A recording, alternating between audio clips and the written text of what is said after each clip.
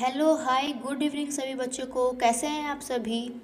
तो उम्मीद करती हूँ सभी बच्चे बहुत अच्छे होंगे। और आज का फिजिक्स का ऑब्जेक्टिव क्वेश्चन लेकर आई हूँ आप लोगों के लिए। बहुत इंपॉर्टेंट महा मैराथन है ये, बहुत इंपॉर्टेंट क्वेश्चन है। एक भी क्वेश्चन को स्किप मत करिएगा, सभी क्वेश्चन का आंसर दीजिएगा, सभी का जवाब दीजिएगा हमारे कमेंट बॉक्स में। और चैनल को सब्सक्राइब भी कर दीजिएगा क्योंकि महा मैराथन है तो सभी क्वेश्चन बहुत इंपॉर्टेंट है आपके एग्ज़ाम के लिए। तो बिल्कुल स्किप मत करिएगा, एंड तक वीडियो में बने रहिएगा, सभी क्वेश्चन का आंसर दीजिएगा कमेंट बॉक्स में, ठीक है। और बहुत इंपॉर्टेंट क्वेश्चन है, मैं बार बार कह रही हूँ, इसीलिए वीडियो को पूरा देखिएगा, ठीक है। और सभी क्वेश्चन का जवाब दीजिएगा, एक भी क्वेश्चन का जवाब छोड़िएगा मत। अब तक तो आप लोगों को सभी का आंसर आता होगा, ठीक है। तो चलिए स्टार्ट करते हैं, ज़्यादा बातें नहीं करते हैं। और मैं बार बार कह रही हूँ कि इम्पॉर्टेंट है बहुत क्वेश्चन, तो सभी का जवाब दीजिएगा, ठीक है। तो चलिए स्टार्ट करते हैं। स्क्रीन पर आपको यहाँ पे पहला क्वेश्चन दिखाई दे रहा होगा। यहाँ पे दिया गया है, दाढ़ी बनाने में किस प्रकार के दर्पण का उपयोग किया जाता है। दाढ़ी बनाने में किस प्रकार के दर्पण का उपयोग किया जाता है, फटाफट से आंसर दीजिए। ऑप्शन दिए गए हैं समतल, उत्तल, अवतल और इनमें से कोई नहीं। क्या हो जाएगा इसका आंसर। तो यहाँ पे इसका आंसर हो जाएगा अवतल, ठीक है। दाढ़ी बनाने के लिए अवतल दर्पण का उपयोग किया जाता है। आंसर नंबर सी बहुत सही है, ठीक है। अगले क्वेश्चन की तरफ चलते हैं, सभी बच्चे आंसर देंगे, ठीक है, कमेंट बॉक्स में।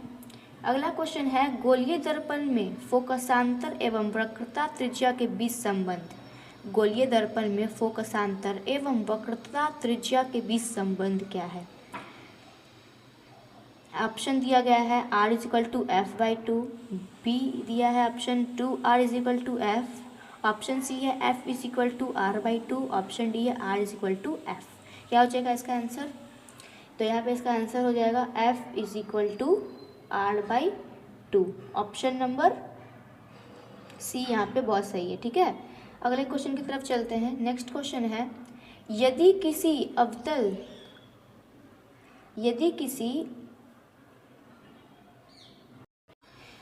यदि किसी अवतल दर्पण की फोकस दूरी f तथा वक्रता त्रिज्या r हो तो इसका क्या हो जाएगा संबंध, ठीक है। ऑप्शन दिया गया है f is equal to R by two, option B है f is equal to 2r, option C है f is equal to 3r by two, option D है f इज इक्वल टू 0। तो यहाँ पे इसका आंसर हो जाएगा f is equal to R by two, यानी कि ऑप्शन नंबर ए सही है, ठीक है। अगले क्वेश्चन की तरफ बढ़ते हैं। अगला क्वेश्चन है, अवतल दर्पण में परावर्तन के बाद किरण किस बिंदु से होकर गुजरेगी। बहुत सिंपल सवाल है, सभी बच्चे जवाब देंगे। अवतल दर्पण में परावर्तन के बाद किरण किस बिंदु से होकर गुजरेगी। ऑप्शन दिया गया ऑप्शन सी, एफ, पी, सी और एफ के बीच। यहाँ पे इसका आंसर हो जाएगा बी, यानी कि एफ हो जाएगा, ठीक है। नेक्स्ट क्वेश्चन है, किसी दर्पण से वस्तु को कहीं भी रखने से वस्तु के बराबर आकार का सीधा प्रतिबिंब बनता है तो दर्पण होगा। क्या हो जाएगा दर्पण यहाँ पे, उत्तल, अवतल, समतल, समतल तथा उत्तल। तो यहाँ पे इसका आंसर हो जाएगा समतल, यानी ऑप्शन नंबर सी यहाँ पे बहुत सही है, ठीक है। अगला क्वेश्चन की तरफ चलते हैं। प्रकाश के अपवर्तन के कितने नियम हैं। ये भी बहुत इंपॉर्टेंट है, सभी बच्चे इसका जवाब देंगे। इस क्वेश्चन को मैं स्किप कर रही हूँ, इसका जवाब आप लोग कमेंट बॉक्स में देंगे, ठीक है। प्रकाश के अपवर्तन के कितने नियम हैं और परावर्तन के भी कितने नियम हैं। अपवर्तन और परावर्तन दोनों के कितने नियम होते हैं ये आप लोग कमेंट बॉक्स में देंगे, ठीक है। नेक्स्ट क्वेश्चन की तरफ चलते हैं। अगला क्वेश्चन है कि प्रकाश का वर्ण विक्षेपण किस उपकरण से संभव होता है। प्रकाश का वर्ण विक्षेपण किस उपकरण से संभव होता है। दर्पण, लेंस, प्रिज्म, कांच की सिल्ली। क्या होगा इसका आंसर, फटाफट जवाब देंगे, जल्दी दिमाग लगाओ सभी।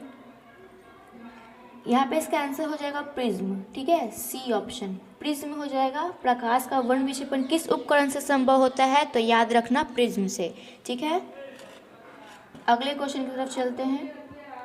अगला क्वेश्चन पूछा गया है, किसी गोलीय दर्पण की वक्रता त्रिज्या 50 सेंटीमीटर है तो उसकी फोकस दूरी होगी। क्या होगी उसकी फोकस दूरी, फॉर्मूला तुम लोगों ने पढ़ा है अभी, फटाफट से निकालो इसकी फोकस दूरी क्या होगी। तो इसका आंसर हो जाएगा 25 सेंटीमीटर। फोकस दूरी 25 सेंटीमीटर हो जाएगा। ये तुम्हारा आंसर हो गया, ठीक है। अगला क्वेश्चन पूछा गया है 1 मीटर फोकस दूरी वाले उत्तल लेंस की क्षमता होगी। 1 मीटर फोकस दूरी वाले उत्तल लेंस की क्षमता होगी -1D, 1D, 2D या 1.5D। क्या हो जाएगा यहाँ पे? इसका आंसर हो जाएगा 1D। क्या हो जाएगा आंसर? 1D, यानी कि option number B. Option number B, ठीक है। कोई डाउट नहीं। अगले क्वेश्चन की तरफ चलते हैं हम लोग। अगला क्वेश्चन है किसी उत्तल लेंस की फोकस दूरी हमेशा होती है। किसी उत्तल लेंस की फोकस दूरी हमेशा क्या होती है? फटाफट से जवाब दो। प्लस में VE, minus VE, plus minus VE या इन्फिनाइट। क्या होगा? उत्तल लेंस की फोकस दूरी हमेशा कैसी होती है? याद रखना, उत्तल लेंस की फोकस दूरी हमेशा प्लस में VE होती है। प्लस में VE, जो कि ऑप्शन नंबर ए में गिवन है, ठीक है। अगले क्वेश्चन की तरफ चलते हैं। प्रकाश का वेग न्यूनतम में होता है, प्रकाश का वेग न्यूनतम में होता है निर्वात में, जल में, वायु में, कांच में। प्रकाश का वेग न्यूनतम होता है किस चीज़ में? यह तुम्हें पता होना चाहिए। प्रकाश का वेग न्यूनतम होता है कांच में। क्या में? कांच में, यानी कि ऑप्शन नंबर डी यहाँ पे सही है, कांच में, ठीक है। अगले क्वेश्चन की तरफ बढ़ते हैं। नेक्स्ट क्वेश्चन पूछा गया है निम्न में कौन सा पदार्थ लेंस बनाने के लिए प्रयुक्त नहीं किया जा सकता। निम्न में से कौन सा पदार्थ लेंस बनाने के लिए प्रयुक्त नहीं किया जा सकता? बहुत इजी है, यहाँ पे कॉमन दिख रहा है हमें, जल, कांच, प्लास्टिक, मिट्टी। तो इसका आंसर भी तुम लोग दोगे। इस क्वेश्चन को मैं स्किप कर रही हूँ, ठीक है।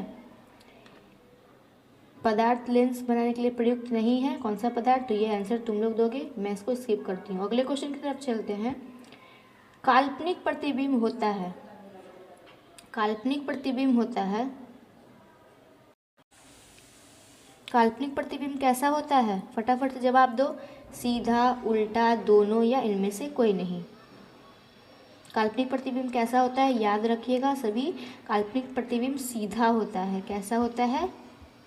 सीधा, यानी कि ऑप्शन नंबर ए यहाँ पे बिल्कुल सही जवाब है, ठीक है।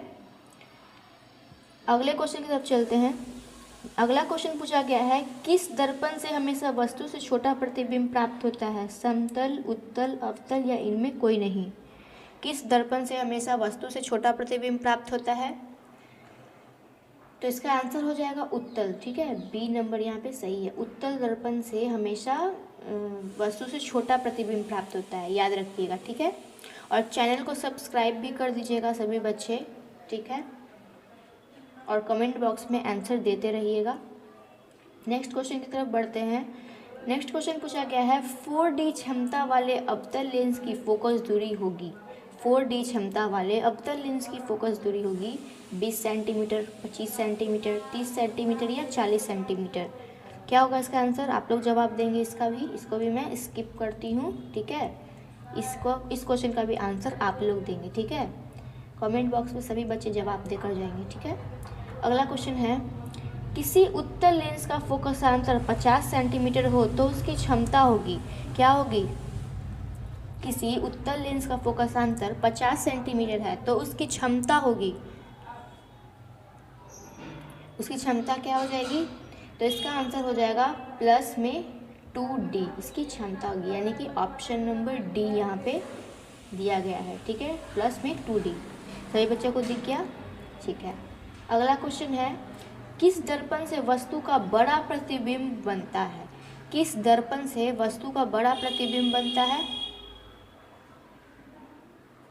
सभी जवाब देंगे। ऑप्शन दिया गया है समतल, अवतल, उत्तल, इनमें से कोई नहीं।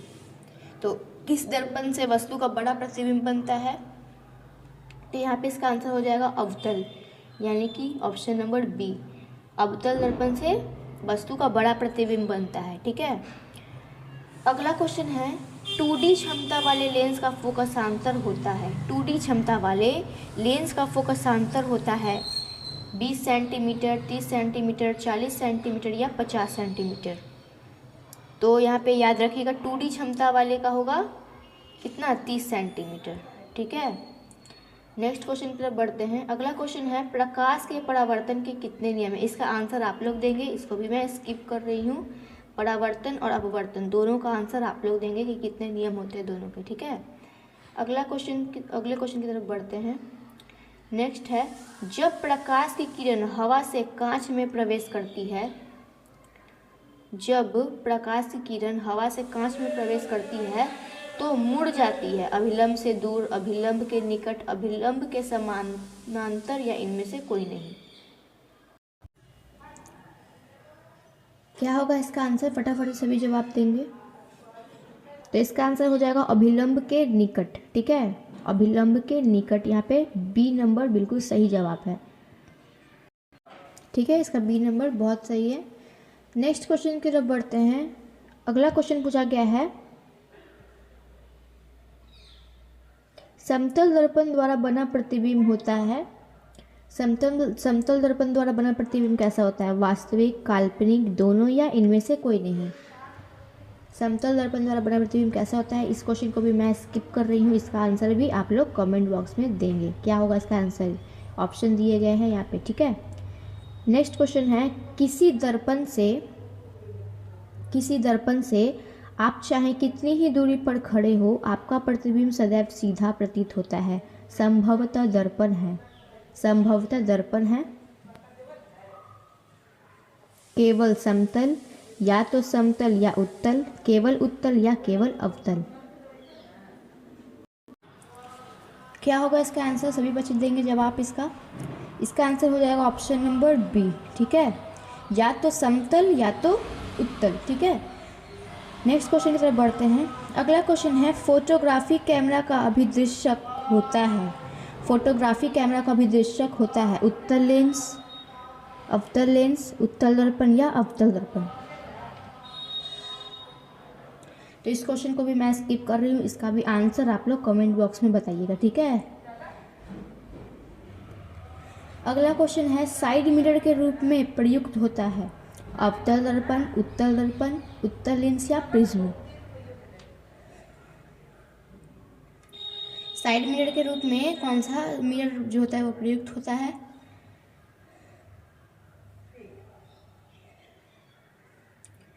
तो यहाँ पे इसका आंसर हो जाएगा उत्तल दर्पण। ठीक है, साइड मिरर के रूप में हम लोग उत्तल दर्पण का यूज़ करते हैं, ऑप्शन नंबर बी। ठीक है, अगला क्वेश्चन है एक अवतल दर्पण की फोकस दूरी 10 सेंटीमीटर है। कितना है, 10 सेंटीमीटर।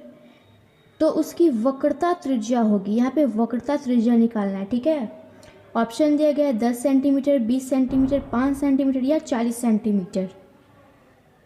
तो इसका आंसर क्या होगा, तो याद रखिएगा कि वक्रता त्रिज्या जो होती है वो फोकस दूरी की कितनी होती है, आधी होती है।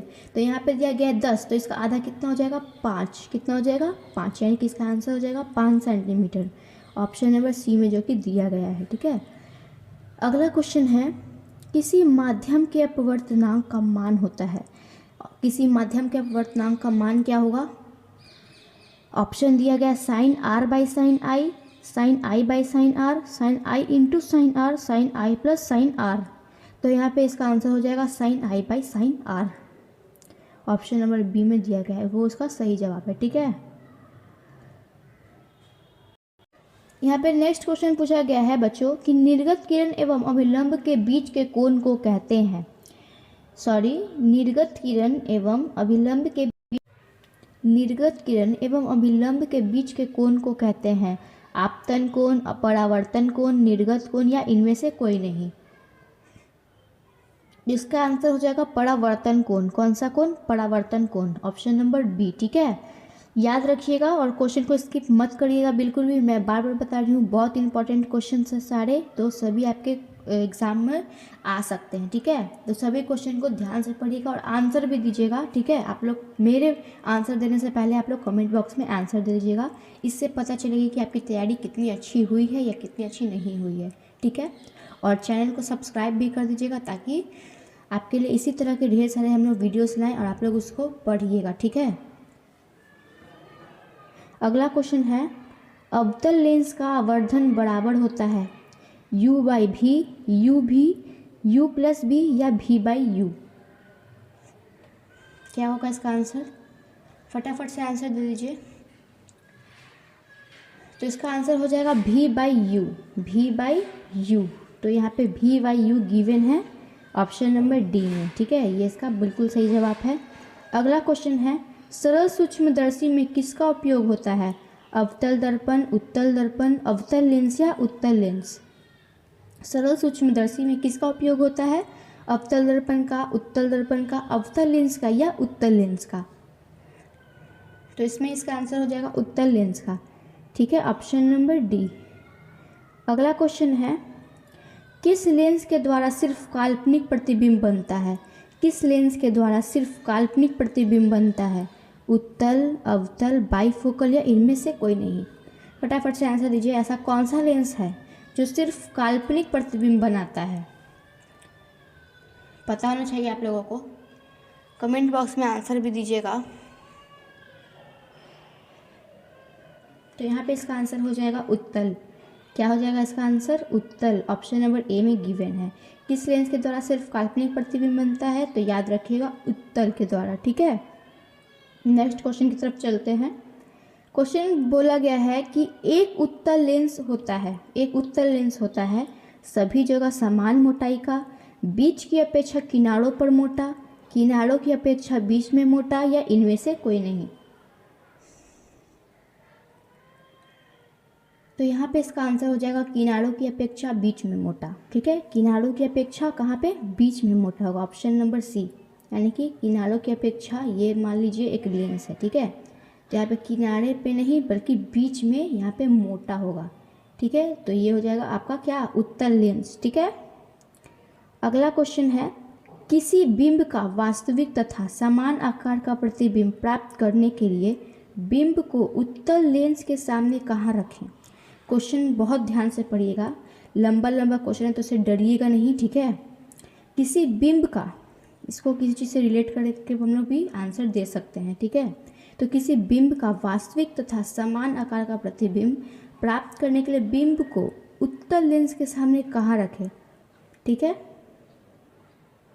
तो ऑप्शन दिया गया है लेंस के मुख्य फोकस पर, फोकस दूरी की दुगुनी पर, लेंस के प्रकाशित केंद्र तथा मुख्य फोकस के बीच या अनंत पर। क्या होगा इसका आंसर? यहाँ पे इसका आंसर हो जाएगा फोकस दूरी की दुगुनी पर। यानी कि कहाँ पर रखना चाहिए हम लोगों को? लेंस के सामने कहाँ रखें? तो फोकस दूरी की दुगुनी पर। तो ऑप्शन नंबर बी ये रहा आंसर हमारा, ठीक है। अगला क्वेश्चन है, किसी बिंब का अवतल दर्पण द्वारा बना प्रतिबिंब आभासी, सीधा तथा बिंब से बड़ा पाया गया, वस्तु की स्थिति कहाँ होनी चाहिए? फटाफट से आंसर दीजिए इसका। क्वेश्चन को अगर नहीं समझ आए तो उसको 2-3 बार रिपीट करिएगा तो क्वेश्चन समझ में आ जाएगा। लंबा है इसलिए इसे डरना नहीं है, ठीक है। किसी बिंब का अवतल दर्पण द्वारा बना प्रतिबिंब आभासी, सीधा तथा बिंब से बड़ा पाया गया, वस्तु की स्थिति कहाँ होनी चाहिए? मुख्य फोकस तथा वक्रता केंद्र के बीच, वक्रता केंद्र पर, वक्रता केंद्र से परे या दर्पण के ध्रुव तथा मुख्य फोकस के बीच। तो इसका आंसर हो जाएगा दर्पण के ध्रुव तथा मुख्य फोकस के बीच। कहाँ हो जानी चाहिए? तो दर्पण के ध्रुव तथा मुख्य फोकस के बीच, ऑप्शन नंबर डी, ठीक है। नेक्स्ट क्वेश्चन की तरफ चलते हैं। अगला क्वेश्चन है, किसी गोलीय दर्पण तथा किसी पतले गोलीय लेंस दोनों की फोकस दूरियां -15 सेंटीमीटर है। दर्पण तथा लेंस संभवतः है, दोनों अवतल हैं, दोनों उत्तल हैं। दर्पण अवतल तथा लेंस उत्तल, दर्पण उत्तल तथा लेंस अवतल का पानी, ठीक है। क्या होगा इसका आंसर? तो यहाँ पे इसका आंसर हो जाएगा दोनों अवतल। दोनों क्या है? लेंस और दर्पण दोनों ही क्या है? अवतल हैं, ठीक है। अगला क्वेश्चन है, परावर्तन के नियम से निर्धारित होता है। परावर्तन के नियम से क्या निर्धारित होता है? आपतन कोण बराबर है परावर्तन कोण के, परावर्तन कोण बराबर है अपवर्तन कोण के, आपतन कोण बराबर है विचलन कोण के, या इनमें से कोई नहीं। परावर्तन के नियम से क्या निर्धारित होता है, इसका आंसर आप लोग कमेंट बॉक्स में देंगे। इस क्वेश्चन को मैं छोड़ रही हूँ आप लोगों के लिए, ठीक है। अगला क्वेश्चन पूछा गया है, लेंस में मुख्य फोकस की संख्या कितनी होती है? बहुत आसान सवाल है, इसका आंसर आप लोग कमेंट में जल्दी से दीजिए। लेंस में मुख्य फोकस की संख्या कितनी होती है? 2, 1, 3 या इनमें से कोई नहीं। तो इसका आंसर होगा क्या होगा, क्या होगा, क्या होगा? जल्दी से आप लोग बताइए। लेंस में मुख्य फोकस की संख्या कितनी होती है? फटाफट से जवाब दीजिए। तो लेंस में मुख्य फोकस की संख्या होती है 2। कितनी होती है? 2। बहुत सही।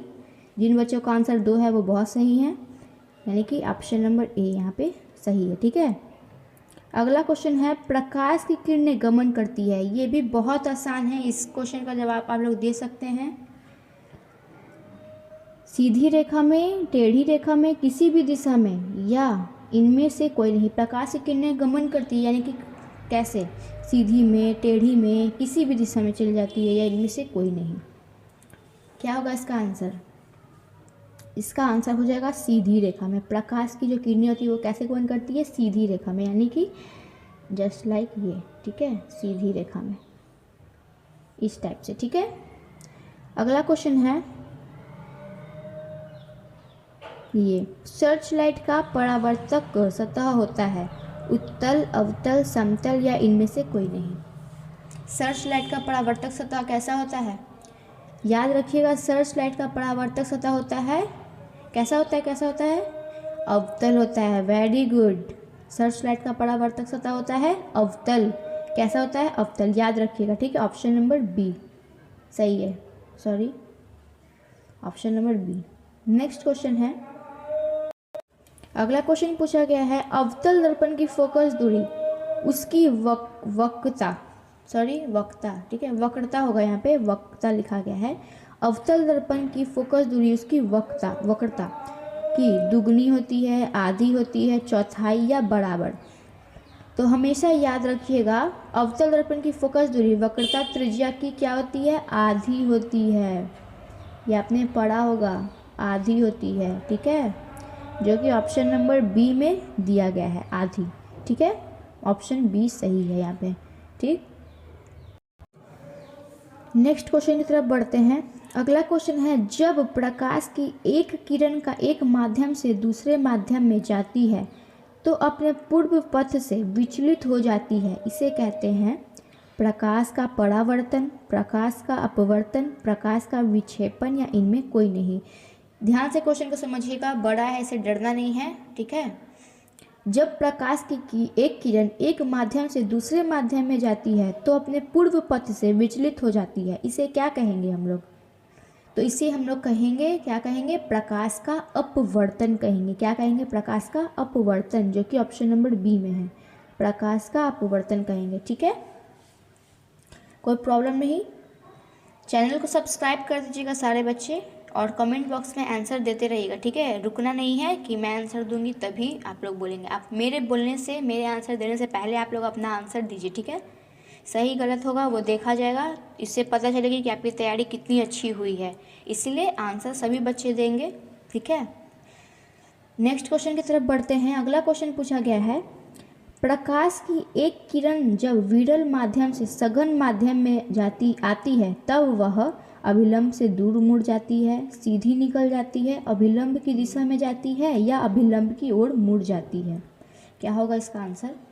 आप लोग जवाब देंगे इस क्वेश्चन का आंसर। इसको मैं क्या कर रही हूँ? स्किप कर रही हूँ, यानी कि स्टॉप कर रही हूँ। इसका आंसर आप लोग देंगे कमेंट बॉक्स में। ठीक है, सभी बच्चे आंसर देकर जाएंगे। ठीक है, अगला क्वेश्चन है जब प्रकाश की एक किरण दो माध्यमों को अलग करने वाली सतह पर लंबवत पड़ती है तो वह अभिलंब से दूर मुड़ जाती है, बिना मुड़े सीधी निकलती है या अभिलंब की ओर मुड़ जाती है, 7 रंगों में टूट जाती है। क्वेश्चन को अच्छे से पढ़िए, आंसर देने में बहुत आसानी होगी। ठीक है, जब प्रकाश की एक किरण दो माध्यमों को अलग करने वाली सतह पर लंबवत पड़ती है तो वह, क्या होगा इसका आंसर? आप लोग जवाब देंगे।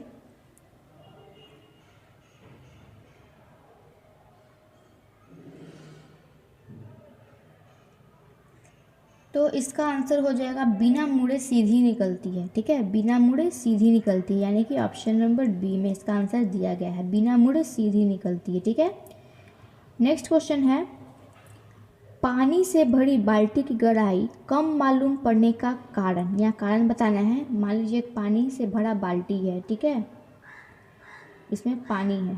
ओके, इसकी गहराई कम मालूम पड़ने का मतलब इसका जो गहराई है वो कम मालूम पड़ने का क्या कारण हो सकता है? प्रकाश का परावर्तन, प्रकाश का अपवर्तन, प्रकाश का वर्ण विक्षेपण या इनमें कोई नहीं। पानी से भरी बाल्टी की गहराई कम मालूम पड़ने का कारण यानी कि इसका गहराई जो होगा वो कम मालूम पड़ने का क्या कारण हो सकता है? तो इसका कम मालूम पड़ने का कारण है प्रकाश का अपवर्तन। क्या? प्रकाश का अपवर्तन होता है इनमें, ऑप्शन नंबर बी। ठीक है, अगला क्वेश्चन है, जब प्रकाश एक माध्यम से दूसरे माध्यम में जाता है तब अपवर्तन होता है। प्रकाश की चाल में परिवर्तन होने के कारण, प्रकाश की चाल में परिवर्तन नहीं होने के कारण, प्रकाश के रंग में परिवर्तन होने के कारण या इनमें से कोई नहीं। ठीक है, क्वेश्चन का आंसर आप लोग अब देंगे जवाब इसका।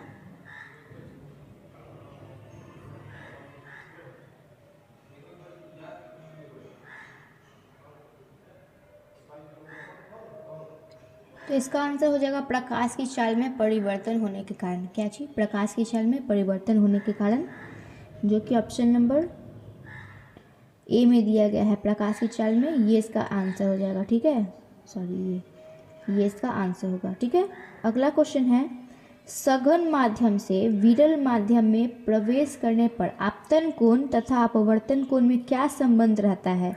दोनों कोण बराबर होते हैं, आपतन कोण बड़ा होता है, अपवर्तन कोण बड़ा होता है या कोई निश्चित संबंध नहीं है। क्या होगा इसका आंसर? तो इसका आंसर हो जाएगा अपवर्तन कोण बड़ा होता है। क्या? अपवर्तन कोण बड़ा होता है, यानी कि ऑप्शन नंबर बी सही है। ठीक है, अगला क्वेश्चन है, जब प्रकाश की किरण हवा से कांच के प्रिज्म की अपवर्तन सतह से होकर प्रवेश करती हुई दूसरे अपवर्तक सतह से होकर बाहर निकलती है तब वह मुड़ जाती है। प्रिज्म के शीर्ष की ओर, प्रिज्म के आधार की ओर किरण के मुड़ने का कोई नियम नहीं है या इनमें कोई नहीं। क्या होगा इसका आंसर? तो इसका आंसर हो जाएगा प्रिज्म के आधार की ओर। क्या? प्रिज्म के आधार की ओर, यानी कि ये आंसर बिल्कुल सही है, सॉरी बी नंबर। ठीक है, कोई डाउट नहीं, कोई आशंका नहीं। ठीक है, अगले क्वेश्चन की तरफ बढ़ते हैं। ठीक है, चलिए अब आगे बढ़ते हैं। अगला क्वेश्चन पूछा गया हमसे, जो नेत्र निकट स्थित वस्तु को साफ नहीं देख सकता उस नेत्र में होता है दूर दृष्टि दोष, निकट दृष्टि दोष, चरा दृष्टि दोष या वर्णांधता। क्या होगा इसका आंसर? तो इसका आंसर हो जाएगा निकट दृष्टि दोष, ऑप्शन नंबर बी, निकट दृष्टि दोष हो जाएगा इसका आंसर। ठीक है, अगला क्वेश्चन की तरफ बढ़ते हैं। चंद्रमा पर खड़े अंतरिक्ष यात्री को आकाश प्रतीत होता है। मान लीजिए ये चंद्रमा है, ठीक है, पर खड़े अंतरिक्ष यात्री, ये कोई अंतरिक्ष यात्री गया है, ठीक है, इसको आकाश कैसा प्रतीत होगा? नीला, उजला, लाल या काला? तो इसका आंसर हो जाएगा काला। ठीक है, आकाश यानी कि जो आसमान है उसको कैसा प्रतीत होगा, कैसे दिखेगा? तो ब्लैक। कैसा दिखेगा? ब्लैक, यानी कि काला। ठीक है, अगला क्वेश्चन है, निकट दृष्टि दोष का निवारण किस लेंस से होता है? तो इसका ऑप्शन दिया गया है उत्तल, अवतल, बाइफोकल या सिलिंड्रिकल। ठीक है, तो इसका आंसर हो जाएगा अवतल। क्या हो जाएगा? अवतल, ऑप्शन नंबर बी, सॉरी, निकट दृष्टि दोष का निवारण किस लेंस से होता है? तो अवतल। ठीक है, अगला क्वेश्चन है, स्पेक्ट्रम में किस रंग की किरण का झुकाव अधिक होता है? लाल, पीला, बैगनी, हरा। स्पेक्ट्रम में किस रंग का किरण का झुकाव अधिक होता है? तो बैगनी रंग का। ठीक है, यानी कि पर्पल, बैगनी। ओके, सही है। अगला क्वेश्चन की तरफ बढ़ते हैं। चैनल को सभी बच्चे सब्सक्राइब कर देंगे, ठीक है, और कमेंट बॉक्स में आंसर देंगे। क्वेश्चन को स्किप बिल्कुल मत करिएगा, सभी क्वेश्चन इंपॉर्टेंट है। ठीक है, अगला क्वेश्चन है, प्रकाश के किस रंग का तरंग दैर्घ्य सबसे अधिक होता है? बैगनी, हरा, लाल, पीला। प्रकाश के किस रंग का तरंग दैर्घ्य सबसे अधिक होता है? तो यहाँ पे इसका आंसर हो जाएगा लाल। ठीक है, लाल का तरंग दैर्घ्य क्या होता है? सबसे अधिक होता है, अधिक होता है। ठीक है, और इसके पिछले वाले क्वेश्चन में था कि किरण का झुकाव अधिक होता है। ठीक है, दोनों में थोड़ा डिफरेंट है। ठीक है, तो इसका आंसर हो जाएगा लाल। ओके, नेक्स्ट क्वेश्चन है, मानव नेत्र जिस भाग पर किसी वस्तु का प्रतिबिंब है वह है कॉर्निया, परिताड़िका, पुतली या दृष्टिपटल। तो क्या हो जाएगा इसका आंसर? दृष्टि पटल। ठीक है, option number D. Okay. Question है, मानव नेत्र जिस भाग पर किसी वस्तु का प्रतिबिंब है वह है, सॉरी ये वही क्वेश्चन है। ठीक है, इसका आंसर हो जाएगा क्या? दृष्टि पटल। क्वेश्चन अगला दिया गया है, किसी वस्तु का प्रतिबिंब आंख के जिस भाग पर पड़ता है वह है कॉर्निया, रेटिना, पुतली, आइरिस। क्या होगा इसका आंसर? आप लोग जवाब देंगे। इस क्वेश्चन को मैं स्किप कर रही हूँ, इसका आंसर आप लोग कमेंट बॉक्स में देकर जाएंगे। ठीक है, सभी बच्चे देकर जाएंगे इसका आंसर। अगला क्वेश्चन है, मानव नेत्र में किस प्रकार का लेंस पाया जाता है? ये भी बहुत आसान है, इस क्वेश्चन को भी मैं छोड़ रही हूँ। इसका भी आंसर आप लोग क्या में देंगे? कमेंट बॉक्स में इसका आंसर दे के जाएंगे। कौन सा ऑप्शन होगा? ए, बी, सी, डी। ठीक है, ऑप्शन गिवन है। ठीक है, अगला क्वेश्चन है, स्पेक्ट्रम प्राप्त करने के लिए किसका उपयोग होता है? कांच की सिल्ली, अवतल दर्पण, उत्तल लेंस या प्रिज्म? स्पेक्ट्रम प्राप्त करने के लिए, तो यहाँ इसका आंसर हो जाएगा प्रिज्म। क्या हो जाएगा इसका आंसर? प्रिज्म, यानी कि ऑप्शन नंबर डी यहाँ पे बहुत सही है। ठीक है, अगला क्वेश्चन है, यहाँ पे क्वेश्चन पूछा गया है, दृश्य प्रकाश में किस वर्ण का तरंग दैर्घ्य अधिकतम होता है? बैगनी, लाल, नीला, पीला। दृश्य प्रकाश में किसका तरंग दैर्घ्य अधिक होता है? तो इसका आंसर हो जाएगा लाल। क्या हो जाएगा इसका आंसर? लाल। ठीक है, ऑप्शन नंबर बी। ठीक है, अगला क्वेश्चन है, सामान्य नेत्र के लिए सुस्पष्ट दर्शन की न्यूनतम दूरी होती है 25 मीटर, 2.5 मीटर, 25 सेंटीमीटर यानी कि 2.5 सेंटीमीटर। इस क्वेश्चन को मैं स्किप कर रही हूँ, इसका आंसर आप लोग देंगे कमेंट बॉक्स में, इसका आंसर आप लोग देंगे। ठीक है, सभी बच्चे आंसर देकर जाएंगे, कोई भी छोड़ेगा नहीं। ठीक है, अगला क्वेश्चन है, मानव नेत्र जिस भाग पर किसी वस्तु का प्रतिबिंब बनाते हैं वह है कॉर्निया, परिताड़िका, पुतली या दृष्टिपटल। मानव नेत्र जिस भाग पर किसी वस्तु का प्रतिबिंब बनाते हैं वह है, क्या है वह? तो वह है दृष्टिपटल। क्या है? दृष्टिपटल। ओके, दृष्टिपटल, जो कि ऑप्शन नंबर डी में दिया गया है, ये इसका सही जवाब हो जाएगा आप लोगों का। ठीक है, अगला क्वेश्चन है, मानव नेत्र अभिनेत्र लेंस की फोकस दूरी समायोजित कर विभिन्न दूरियों पर रखी वस्तुओं को फोकसित कर सकता है। ऐसा हो पाने का कारण है जरा दूरदृष्टिता, समंजन, निकट दृष्टिता या दीर्घ दृष्टिता। ठीक है, क्वेश्चन लंबा है, इससे डरना नहीं है, आप लोगों को जवाब देकर जाना है। ठीक है, तो इसका आंसर हो जाएगा समंजन। क्या हो जाएगा इसका आंसर? समंजन, ऑप्शन नंबर बी। ठीक है, इसका आंसर हो जाएगा ऑप्शन नंबर बी। ओके, अगला क्वेश्चन है, अभिनेत्र लेंस की फोकस दूरी में परिवर्तन किया जाता है। अभिनेत्र लेंस की फोकस दूरी में परिवर्तन किया जाता है परिताड़िका द्वारा, पुतली द्वारा, दृष्टिपटल द्वारा या पछमावी पेशियों द्वारा। अभिनेत्र लेंस की फोकस दूरी में परिवर्तन किया जाता है, तो इसका आंसर हो जाएगा पछमावी पेशियों द्वारा, यानी कि ऑप्शन नंबर ये सही है। ठीक है, पछमावी पेशियों द्वारा। ओके, नेक्स्ट क्वेश्चन है, एक स्वस्थ आंख की दूरी बिंदु होता है। एक स्वस्थ आंख की दूरी बिंदु होता है, क्या होता है? 25 सेंटीमीटर, 0, 250 सेंटीमीटर या अनंत से 25 सेंटीमीटर। तो इसका आंसर हो जाएगा ऑप्शन नंबर डी, अनंत से 25 सेंटीमीटर, ये इसका आंसर है। ठीक है, अगला क्वेश्चन है, किस दृष्टि दोष को अवतल और उत्तल दोनों लेंसों से बने द्विफोकसी लेंस द्वारा संशोधित किया जा सकता है? निकट दृष्टि दोष, दीर्घ दृष्टि दोष, जरा दूर दृष्टिता या मोतियाबिंद। तो इसका आंसर हो जाएगा जरा दूर दृष्टिता, यानी कि ऑप्शन नंबर सी ये रहा। ठीक है, अगला क्वेश्चन है, कैमरे की तरह नेत्र में प्रवेश करते प्रकाश के परिमाण को नियंत्रित करता है कॉर्निया, लेंस, पुतली या आइरिस। कैमरे की तरह नेत्र में प्रवेश करते प्रकाश के परिमाण को कौन नियंत्रित करेगा? आप लोग इसका आंसर देंगे, इसको भी मैं स्किप कर रही हूँ, इसका आंसर आप लोग कमेंट बॉक्स में दे कर जाइएगा। ठीक है, कोई बच्चा छोड़ेगा नहीं, सभी का आंसर देगा जो जो क्वेश्चन मैंने छोड़ा है। ठीक है, अब है, मानव नेत्र में प्रकाश किस रास्ते प्रवेश करता है? ये भी बहुत इजी है। ठीक है, इसका आंसर आप लोग जल्दी से दीजिए मेरे बोलने से पहले। मानव नेत्र में प्रकाश किस रास्ते प्रवेश करता है? कॉर्निया, लेंस, पुतली या आइरिस? फटाफट से जवाब दे दीजिए। तो इसका आंसर हो जाएगा क्या होगा, क्या होगा, क्या होगा? बहुत सही, पुतली होगा। क्या होगा? पुतली। ठीक है, क्या हो जाएगा? पुतली, जो कि ऑप्शन नंबर सी में गिवन है। ठीक है, नेक्स्ट क्वेश्चन की तरफ बढ़ते हैं। अगला क्वेश्चन है, आकाश का रंग नीला होने का कारण क्या है? आकाश का रंग नीला होने का कारण है परावर्तन, प्रकीर्णन, अपवर्तन या इनमें कोई नहीं। प्रकाश का रंग नीला होने का क्या कारण हो सकता है? परावर्तन हो सकता है, प्रकीर्णन हो सकता है, अपवर्तन हो सकता है या इनमें से कोई नहीं। तो इसका आंसर हो जाएगा प्रकीर्णन। Okay, option number B.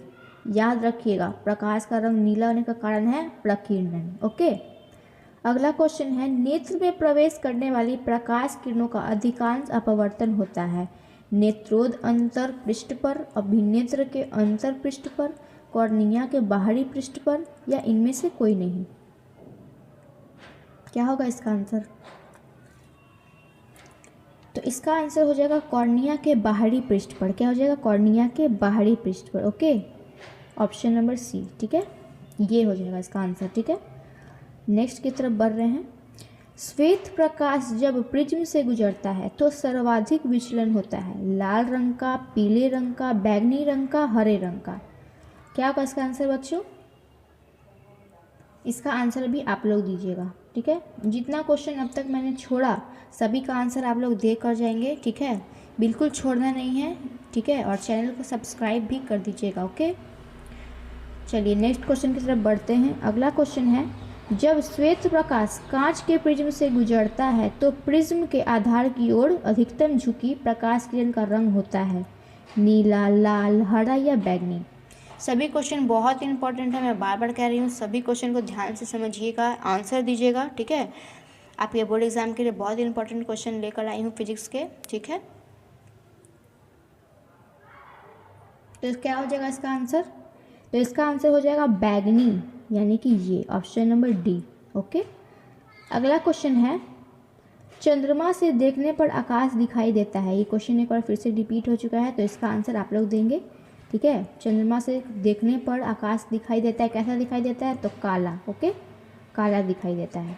अगला क्वेश्चन है, प्रकाश के किन रंगों में प्रकीर्णन सबसे कम होता है? बैंगनी में, नीले में, पीले में, लाल में। प्रकाश के किन रंगों में प्रकीर्णन सबसे कम होता है? आप लोग इसका आंसर दीजिए। इसका आंसर हो जाएगा लाल में। क्या में? लाल में, रेड। ओके, अगला क्वेश्चन है, जब सूर्य का प्रकाश वायुमंडल से गुजरता है तो वायु के सूक्ष्म कण किस रंग के प्रकाश को अधिक प्रबलता से प्रकीर्णन करते हैं? लाल, नारंगी, हरा, नीला। क्या होगा इसका आंसर? तो इसका आंसर हो जाएगा नीला। ओके, अगला क्वेश्चन है, आकाश का नीला रंग होना किस परिघटना का परिणाम है? अपवर्तन, प्रकीर्णन, परावर्तन या इनमें कोई नहीं।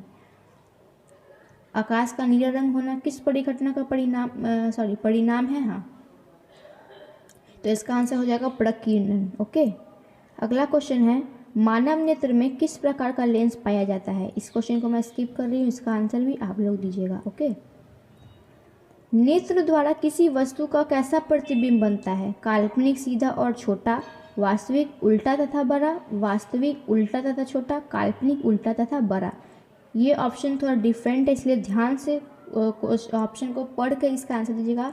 जल्दबाजी में आप लोग गलत आंसर देकर मत आ जाइएगा। ठीक है, तो इसका आंसर हो जाएगा वास्तविक उल्टा तथा छोटा। वास्तविक उल्टा तथा छोटा ये रहा ऑप्शन नंबर सी। ठीक है, ये अगला क्वेश्चन है, नेत्र लेंस की फोकस दूरी कम हो जाने पर कौन सा दृष्टि दोष उत्पन्न होता है? इसका भी आंसर आप लोग कमेंट बॉक्स में देंगे। बहुत इजी क्वेश्चन आप लोगों के लिए छोड़ रही हूँ। ठीक है, बाकी भारी जो क्वेश्चन है वो उसका आंसर मैं आप लोगों को बता देती हूँ। ठीक है, अगला क्वेश्चन है, एक प्रिज्म कितने सतहों से घिरा रहता है? ये भी इजी है, फिर भी मैं इसका आंसर दे देती हूँ। एक प्रिज्म जो होता है वो 5 सतहों से घिरा होता है। कितने सतहों से? 5। ठीक है, अगला क्वेश्चन है, पुतली के साइज़ को कौन नियंत्रित करता है? पुतली के साइज़ को कौन नियंत्रित करता है? तो इसका आंसर हो जाएगा रेटिना। पुतली के साइज़ को रेटिना जो है वो नियंत्रित करता है। ओके, अगला क्वेश्चन है, श्वेत प्रकाश कितने रंगों के मेल से बना होता है? ये भी इजी है। तो श्वेत प्रकाश आपको पता होगा 7 रंगों के मेल से बना होता है, जो है बेजानी, हपी, नाला। मैं लिख देती हूँ, बेजानी, हपी, नाला। ठीक है, अब आप सोच रहे होंगे कि ये क्या लिख दिया है मैंने। तो ये रंग है, 7 रंग। ठीक है, बे से बैगनी, जा से जामुनी, नी से नीला, ह से हरा, पी से पीला, ना से नारंगी और ला से लाल। ठीक है, तो ये हो गया आप लोगों का 7 रंग। इसके मेल से हमें श्वेत रंग प्राप्त होता है, श्वेत। ठीक है, अगला क्वेश्चन है, नेत्र लेंस की फोकस दूरी कम हो जाने से कौन सा दृष्टि दोष होता है? इसका भी आंसर आप लोग कमेंट बॉक्स में देंगे।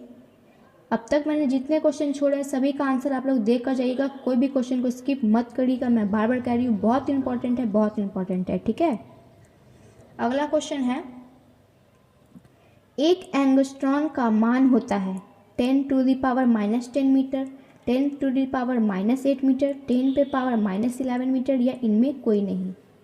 तो इसका आंसर हो जाएगा 10⁻⁻10 मीटर। ठीक है, जो कि ऑप्शन नंबर ए में दिया गया है। ठीक है, अगला क्वेश्चन है, खतरे के निशान के रूप में किस रंग का प्रयोग किया जाता है? बैगनी का, लाल का, हरा का, पीला का।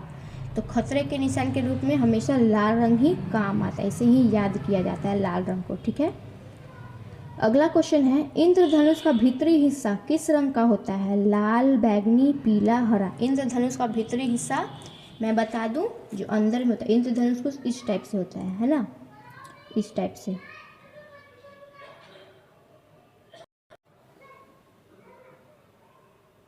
तो इसका जो भीतरी हिस्सा होता है, यानी कि ये वाला अंदर वाला सबसे, तो ये आपका हो जाता है बैगनी रंग का। किस रंग का? बैगनी रंग का, जो कि ऑप्शन नंबर बी में दिया गया, बैगनी। ठीक है, अगला क्वेश्चन है, प्रकाश का घटक तरंगों में टूटना कहलाता है, प्रकाश का घटक तरंगों में टूटना कहलाता है परावर्तन, अपवर्तन, परिक्षेपण या प्रकीर्णन। क्या होगा इसका आंसर? तो इसका आंसर हो जाएगा परिक्षेपण। ठीक है, ऑप्शन नंबर सी। अगले क्वेश्चन की तरफ बढ़ते हैं। अगला क्वेश्चन है, विभव का मात्रक है, विभव का मात्रक है एम्पियर, वोल्ट, ओम या वाट। फर्स्ट क्वेश्चन, इसलिए इसका आंसर भी आप लोग देंगे। ओके, अगला क्वेश्चन है, निम्न में से कौन अर्धचालक नहीं है? सिलिकॉन, जर्मेनियम, पारा या कोई नहीं। निम्न में कौन अर्धचालक नहीं है? तो इसका आंसर हो जाएगा पारा। क्या हो जाएगा?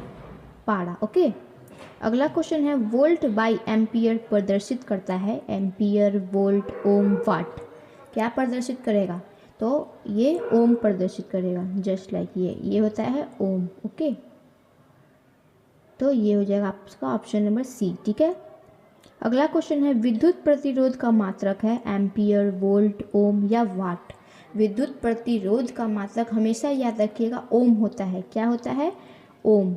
ठीक है, अगला क्वेश्चन है, विद्युत धारा का एसआई मात्रक है वाट, वोल्ट, ओम या एम्पियर। सभी क्वेश्चन इंपॉर्टेंट है, इसलिए सभी का जवाब दीजिएगा। विद्युत धारा का एसआई मात्रक क्या होगा? तो यहाँ पे इसका आंसर हो जाएगा एम्पियर। विद्युत धारा का एसआई मात्रक एम्पियर होता है।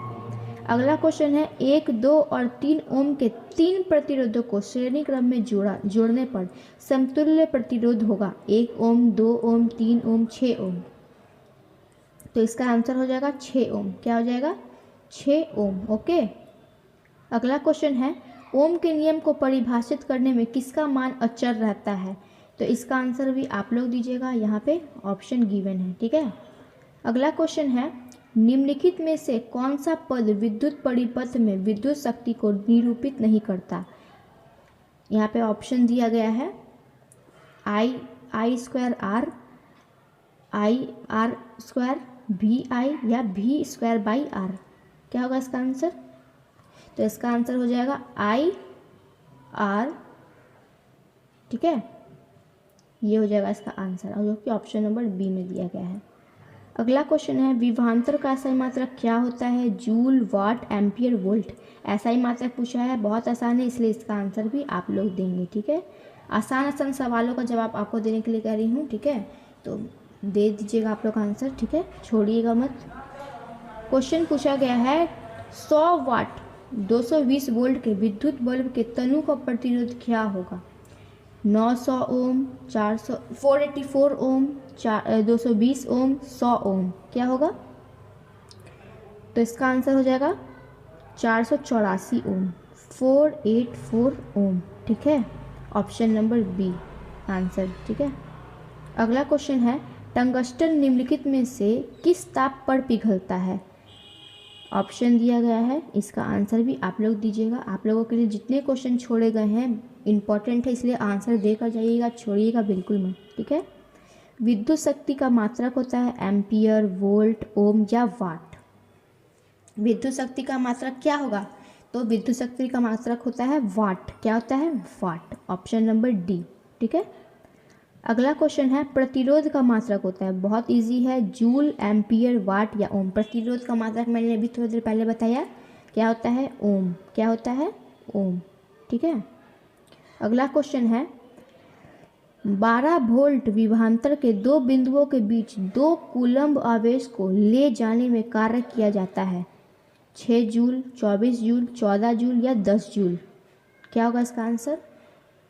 तो इसका आंसर हो जाएगा 24 जूल। ठीक है, जो कि ऑप्शन नंबर बी में दिया गया है। ठीक है, अगला क्वेश्चन है एक मीटर के स्केल पर 0 तथा 2a के बीच 20 विभाग हैं, इसका अल्पमापांक है, अल्पतमांक है 0.1a, 0.01a, 0.2a, 0.02a। क्या होगा इसका आंसर? तो इसका आंसर हो जाएगा ऑप्शन नंबर ए। ठीक है, 0.1a।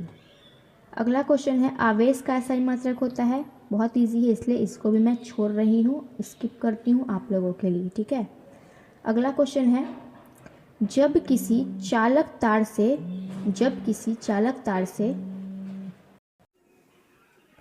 क्वेश्चन पूछा गया है कि जब किसी चालक तार से विद्युत धारा प्रवाहित होता है तो गतिशील कण होते हैं परमाणु, आयन, प्रोटॉन या इलेक्ट्रॉन। तो इसका आंसर हो जाएगा ऑप्शन नंबर डी, इलेक्ट्रॉन। ठीक है, ऑप्शन नंबर डी। ठीक है, अगला क्वेश्चन है किसी चालक के प्रतिरोधकता का मात्रक है ओम, -1, ओम मीटर, ओम बाई मीटर या इनमें से कोई नहीं। तो इसका आंसर हो जाएगा ऑप्शन नंबर बी, ओम मीटर। ठीक है, अगला क्वेश्चन है निम्नलिखित में कौन विद्युत का सुचालक है? सल्फर, प्लास्टिक, आयोडीन या ग्रेफाइट। तो इसका क्या होगा इसका आंसर? इसका आंसर हो जाएगा ग्रेफाइट। ठीक है, ऑप्शन नंबर डी। ओके, अगला क्वेश्चन है विभवांतर का मात्रक होता है वाट, एम्पियर, वोल्ट या ओम। विभवांतर का मात्रक होता है वाट, एम्पियर, वोल्ट या ओम। तो इसका आंसर हो जाएगा सी, वोल्ट। ठीक है, अगला क्वेश्चन है किसी बल्ब से 1 मिनट में 120 कूलाम का आवेश प्रवाहित होता है तो प्रवाहित धारा का मान कितना होगा? 1a, 2a, 3a या 4a। तो इसका आंसर हो जाएगा ऑप्शन नंबर बी, 2a। ठीक है, अगला क्वेश्चन है विद्युत बल्ब का तनु किस धातु का बना होता है? लोहा, टंगस्टन, तांबा, सोना। विद्युत बल्ब का तनु जो होता है वो टंगस्टन का बना होता है। किसका? टंगस्टन का। ठीक है, ऑप्शन नंबर बी। ओके, अगला क्वेश्चन है 10 ओम तथा 20 ओम के दो प्रतिरोधों को श्रेणी क्रम में जोड़ने पर समतुल्य प्रतिरोध होगा 20 ओम, 20/3 ओम, 30 ओम या 10 ओम। तो इसका आंसर हो जाएगा 30 ओम। कितना? 30 ohm. Okay, option number C. अगला क्वेश्चन है किसी बल्ब से 220 वोल्ट पर 2A की धारा प्रवाहित होती है तो फिलामेंट का प्रतिरोध होगा 55 ओम, 10 ओम, 220 ओम या 110 ओम। तो इसका आंसर हो जाएगा 110 ओम, ऑप्शन नंबर डी। ठीक है, अगला क्वेश्चन है किसी चालक के छोरों के बीच विभवांतर V, प्रतिरोध R एवं प्रवाहित धारा I के बीच संबंध है। विभवांतर V है, प्रतिरोध R है और प्रवाहित धारा क्या है? I। तो संबंध बताना है तीनों में। तो इसका संबंध क्या होगा? इसका संबंध हो जाएगा V is equal to I/R, जो कि आपने पढ़ा होगा। ठीक है, ऑप्शन नंबर ए यहाँ पे बहुत सही है। ठीक है, अगला क्वेश्चन है, ओम के नियम है V is equal to IR, V is equal to R, V is equal to I, V is equal to I plus R। तो इसका आंसर हो जाएगा option number A, V is equal to IR, option number A. ठीक है, सही है। Next question की तरफ बढ़ते हैं। अगला क्वेश्चन पूछा गया है, हमारे घरों में जो विद्युत आपूर्ति की जाती है वह 220 वोल्ट पर दिष्ट धारा होती है, 12 वोल्ट पर दिष्ट धारा होती है, 220 वोल्ट पर प्रत्यावर्ती धारा होती है या 12 वोल्ट पर प्रत्यावर्ती धारा होती है। हमारे घरों में जो विद्युत आपूर्ति की जाती है वह कैसी होती है? तो इसका आंसर हो जाएगा 220 वोल्ट पर क्या प्रत्यावर्ती धारा, क्या प्रत्यावर्ती धारा। ओके, सही है, ऑप्शन नंबर सी यहाँ पे दिया गया है, ये इसका आंसर हो जाएगा। ठीक है, याद रखिएगा ये क्वेश्चन का आंसर। ठीक है, अगला क्वेश्चन है, बैटरी में से किस प्रकार की धारा प्राप्त होती है? दिष्ट, प्रत्यावर्ती, ए और बी होगा यहाँ पे, ए और बी दोनों, इनमें से कोई नहीं। इसका आंसर आप लोग कमेंट बॉक्स में देंगे। ओके, अगला क्वेश्चन है, 1 वोल्ट कहलाता है। इस क्वेश्चन का भी आंसर आप लोग कमेंट बॉक्स में देंगे। बहुत आसान क्वेश्चन आप लोगों के लिए मैं छोड़ रही हूँ, तो कमेंट बॉक्स में इसका जवाब देंगे। ठीक है, अगला क्वेश्चन है, किसी विद्युत बल्ब में 220 वोल्ट पर 1A की धारा प्रवाहित होती है तो फिलामेंट की प्रतिरोध होगा, क्या होगा फिलामेंट का प्रतिरोध? तो इसका आंसर हो जाएगा ऑप्शन नंबर सी, 220 ओम, 220 ओम। ठीक है, अगला क्वेश्चन है, किस उपकरण में धन और ऋण का चिन्ह नहीं होता है? एमीटर में, वोल्ट मीटर में, कुंडली में या विद्युत सेल में? ठीक है, तो इसका आंसर हो जाएगा सी, कुंडली में। ठीक है, अगला क्वेश्चन है, विद्युत परिपथ में 2 बिंदुओं के बीच विभवांतर मापने के लिए प्रयुक्त होता है? एमीटर, वोल्ट मीटर, गैल्वेनोमीटर या प्लग कुंजी? तो इसका आंसर हो जाएगा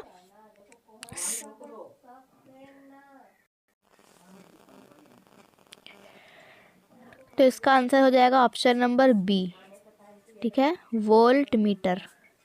नेक्स्ट क्वेश्चन की तरफ बढ़ते हैं। अगला क्वेश्चन है, 1, 2 और 3 ओम के प्रतिरोधों को श्रेणी क्रम में 12 वोल्ट की बैटरी से जोड़ा जाए तो परिपथ में धारा का मान होगा 1 एम्पियर, 2 एम्पियर, 3 एम्पियर या 4 एम्पियर? तो इसका आंसर हो जाएगा B, option number B, 2 ampere. ठीक है, 2 एम्पियर, ऑप्शन नंबर बी। अगला क्वेश्चन है, 1 वोल्ट कहलाता है, ऑप्शन दिया गया है 1 joule by second, 1 joule by coulomb तीमी और 1 जूल बाई एम्पियर, इनमें से कोई नहीं।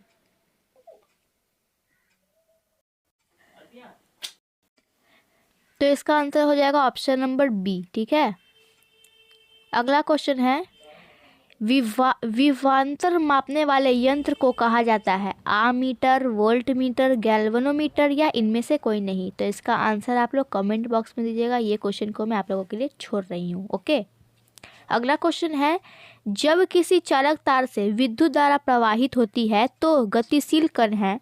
क्वेश्चन बहुत ईजी है, ऑप्शन दिया गया है परमाणु, आयन, प्रोटॉन या इलेक्ट्रॉन। इसमें आपको बताना है कि गतिशील कण कौन से हैं, परमाणु है, आयन है, प्रोटॉन है या इलेक्ट्रॉन है? तो इसका आंसर हो जाएगा डी। क्या होता है? गतिशील कण जो होता है वो चालक तार से विद्युत धारा प्रवाहित होती है, तो गतिशील कण कौन सा हो जाएगा? इलेक्ट्रॉन। ठीक है, ऑप्शन नंबर डी। ठीक है, अगला क्वेश्चन है, किसी कुंडली का प्रतिरोध ज्ञात करने के लिए सूत्र है? R is equal to V into I, R is equal to V, R is equal to V by I, R is equal to V minus I. यहाँ पे पूछा गया है कुंडली का प्रतिरोध ज्ञात करने का सूत्र। ठीक है, यानी कि फॉर्मूला। तो इसका आंसर हो जाएगा R is equal to V by I, V by I, I. तो ये ऑप्शन दिया गया है, ऑप्शन नंबर सी में गिवन है। ठीक है, अगला क्वेश्चन है, किसी चालक से 2 मिनट तक 1 एम्पियर की धारा प्रवाहित होने पर आवेश का मान होगा? इसको भी मैं स्किप कर रही हूँ, इसका आंसर आप लोग कमेंट बॉक्स में देकर जाएंगे। ठीक है, अगला क्वेश्चन है परिपथ में विद्युत धारा की माप किससे की जाती है? गैल्वेनोमीटर से, वोल्टमीटर से, एमीटर से या इनमें सभी? तो इसका आंसर हो जाएगा एमीटर से, ऑप्शन नंबर सी। ओके। अगला क्वेश्चन है 1 ओम और 2 ओम के प्रतिरोधों को श्रेणी क्रम में 6 वोल्ट की बैटरी से जोड़ने पर परिपथ में धारा का मान होगा 1 एम्पियर, 2 एम्पियर का, 4 एम्पियर या 6 एम्पियर? तो इसका आंसर हो जाएगा 2 एम्पियर। कितना? 2 एम्पियर, ऑप्शन नंबर बी इसका आंसर हो जाएगा। ठीक है। अगला क्वेश्चन है 100 वाट का विद्युत बल्ब 250 वोल्ट के विद्युत मेन से जोड़ा जाता है। बल्ब से प्रवाहित धारा का मान होगा 0.1 एम्पियर, 0.4 एम्पियर, 2.5 एम्पियर या 10 एम्पियर? तो इसका आंसर हो जाएगा 0.4 ampere, 0.4 ampere. Okay, option number B यहाँ पे सही जवाब है। चलिए नेक्स्ट क्वेश्चन की तरफ चलते हैं। अगला क्वेश्चन है 1 कूलम विद्युत आवेश कितने प्रोटॉनों से बनता है? 1.6 into 10 to the power -19, 1.6 into 10 to the power -19, 6.25 into 10 to the power 18 या 6.25 इंटू 10 पे पावर -18। यहाँ पे प्लस माइनस का बहुत फ़र्क है, तो आप लोग आंसर देख कर लगाइएगा, हर जल्दबाजी में गलत आंसर नहीं लगाइएगा। तो यहाँ पे इसका आंसर हो जाएगा ऑप्शन नंबर ए, 1.6 इंटू 10 पे पावर यहाँ पे -19 है, ना कि 19 है। बस आपको ये चीज़ ध्यान में रखना है। ठीक है। अगला क्वेश्चन है विद्युत बल्ब का तंतु बना होता है लोहे का, तांबा का, टंगस्टन का या एल्युमिनियम का? तो सभी बच्चों को पता होना चाहिए कि विद्युत बल्ब का जो तंतु होता है वो टंगस्टन का बना होता है। ऑप्शन नंबर सी यहाँ पे सही है। ठीक है। नेक्स्ट क्वेश्चन की तरफ बढ़ते हैं। यहाँ पे क्वेश्चन पूछा गया है लघु पतन यानी कि शॉर्ट सर्किट के समय परिपथ में विद्युत धारा का मान बहुत कम हो जाता है, परिवर्तित नहीं होता, बहुत अधिक बढ़ जाता है या निरंतर परिवर्तित होता है? तो इसका आंसर हो जाएगा ऑप्शन नंबर सी। अगला क्वेश्चन है विद्युत जनित्र का सिद्धांत आधारित है। विद्युत जनित्र का सिद्धांत आधारित है तो ऑप्शन नंबर बी यानी कि विद्युत चुंबकीय प्रेरण पर। अगला क्वेश्चन है विद्युत चुंबकीय प्रेरक की खोज किसने की थी? इसका आंसर आप लोग कमेंट बॉक्स में दीजिएगा, बहुत इजी क्वेश्चन है। ठीक है, इसका ऑप्शन यहाँ पे दिया गया है। अगला क्वेश्चन है बैटरी से किस प्रकार की धारा प्राप्त होती है? दिष्ट, प्रत्यावर्ती, ए और बी दोनों यानी कि दिष्ट और प्रत्यावर्ती दोनों या इनमें से कोई नहीं? तो यहाँ पे इसका आंसर हो जाएगा ऑप्शन नंबर ए यानी कि दिष्ट। ठीक है। अगला क्वेश्चन है विद्युत चुंबक बनाने के लिए प्राय किस पदार्थ के छड़ का उपयोग होता है? इस्पात, पीतल, नरम लोहा, इनमें से कोई नहीं? तो इसका आंसर हो जाएगा ऑप्शन नंबर सी, नरम लोहा। ठीक है। अगला क्वेश्चन है हमारे घरों में जो विद्युत आपूर्ति की जाती है वह 220 वोल्ट पर दिष्ट धारा होती है, 12 वोल्ट पर दिष्ट धारा होती है, 220 वोल्ट पर प्रत्यावर्ती धारा होती है, 12 वोल्ट पर प्रत्यावर्ती धारा होती है। हमारे घरों पे जो विद्युत आपूर्ति की जाती है वो कैसी होती है? तो ऑप्शन नंबर सी, 220 वोल्ट पर प्रत्यावर्ती धारा होती है। ठीक है। अगला क्वेश्चन है लघु पतन के समय परिपथ में विद्युत धारा का मान होगा बहुत अधिक, बहुत कम, 3 एम्पियर, 4 एम्पियर? क्या होगा इसका आंसर? तो इसका आंसर हो जाएगा ए, बहुत अधिक। ठीक है। अगला क्वेश्चन है किसी सीधे चालक में धारा की दिशा और उनमें संबद्धता चुंबकीय क्षेत्र की दिशा की जिस नियम से ज्ञात की जा सकती है वह है, क्या है वह? तो इसका आंसर हो जाएगा ऑप्शन नंबर सी, मैक्सवेल का दक्षिण हस्त नियम। ठीक है। अगला क्वेश्चन है किसी विद्युत धारावाही सीधी लंबी परिनालिका के भीतर चुंबकीय क्षेत्र, ऑप्शन दिया गया है ए, बी, सी, डी, किसी बिंदु पर समान होता है, शून्य होता है, परिनालिका के सिरे की ओर जाने पर बढ़ता है या परिनालिका के सिरे की ओर जाने पर घटता है? ठीक है। तो इसका आंसर हो जाएगा ऑप्शन नंबर ए, सभी बिंदुओं पर समान होता है। ठीक है। अगला क्वेश्चन है घरेलू विद्युत परिपथ में उदासीन तार का रंग होता है लाल, हरा, काला, पीला। तो इसका आंसर हो जाएगा काला। ठीक है। Option number C. अगला क्वेश्चन है किसी युक्ति में विभक्त वलय दिक् परिवर्तन का कार्य करता है? विद्युत जनित्र, विद्युत मोटर, गैल्वेनोमीटर या वोल्टमीटर? तो इसका आंसर हो जाएगा विद्युत जनित्र। अगला क्वेश्चन है फ्लेमिंग के वाम हस्त नियम में अंगूठा किसकी दिशा का संकेत करता है? तो इसका आंसर हो जाएगा बल का। ठीक है, अगला क्वेश्चन है, पश्चिम की ओर प्रक्षेपित कोई धनावेशित कण किसी चुंबकीय क्षेत्र द्वारा उत्तर की ओर विक्षेपित हो जाता है, चुंबकीय क्षेत्र की दिशा क्या है? तो इसका आंसर हो जाएगा ऊपरी मुखी। ठीक है, अगला क्वेश्चन है, विद्युत धारा उत्पन्न करने की युक्ति को कहते हैं। इसका आंसर आप लोग कमेंट बॉक्स में देंगे, ये इजी क्वेश्चन है। ठीक है, अगला क्वेश्चन है, विद्युत फ्यूज विद्युत धारा के किस प्रभाव पर कार्य करता है? इसका भी आंसर आप लोग कमेंट बॉक्स में देंगे, कमेंट में देकर जाएंगे। ठीक है, अगले क्वेश्चन की तरफ बढ़ते हैं। अगला क्वेश्चन है, घरेलू उपयोग के लिए विद्युत की आपूर्ति होती है 220 वोल्ट 100 हर्ट्ज पर, 110 वोल्ट 100 हर्ट्ज पर, 220 वोल्ट 50 हर्ट्ज पर या 110 वोल्ट 50 हर्ट्ज पर। तो इसका आंसर हो जाएगा 220 वोल्ट 50 हर्ट्ज पर। ठीक है, अगला क्वेश्चन है, तांबे की तार की एक आयताकार कुंडली किसी चुंबकीय क्षेत्र में घूर्णी गति कर रही है। इस कुंडली में प्रेरित विद्युत धारा की दिशा में कितने परिभ्रमण के पश्चात परिवर्तन होता है?